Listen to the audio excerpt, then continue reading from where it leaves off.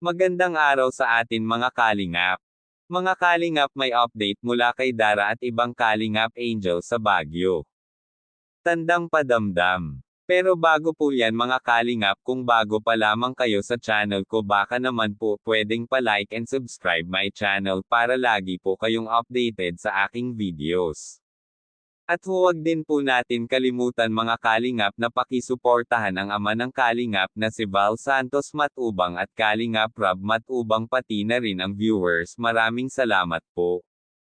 Mga kalingap, sobrang nag-enjoy po si Dara sa kanilang mga pinasyalan sa Baguio. Sobra silang namangha sa ganda ng mga view. Para na daw sila nasa ibang bansa na sila. Sabi nga ito ni Dara ay ito daw ang pinakamasaya at hindi niya makakalimutan na nangyari sa kanya. Nahirapan man daw siya sa biyahe pero sulit naman ang pagod, ang hirap niya dahil sa ganda. Mga kalingap, na sorpresa ng buong team Kalingap at Kalingap Angels ang ama ng Kalingap na si Kuya Val Santos Matubang sa kanyang kaarawan. Nagulat na lang ito si Kuya Val dahil kinantahan nila ito, pagkatapos ay salo-salo na sila kumain at pagkatapos nito ay inumpisahan na nila ito pinasyalan ang iba't ibang pasyalan sa Baguio. Gandang-ganda sila sa mga nakikita nilang iba't ibang uri ng bulaklak.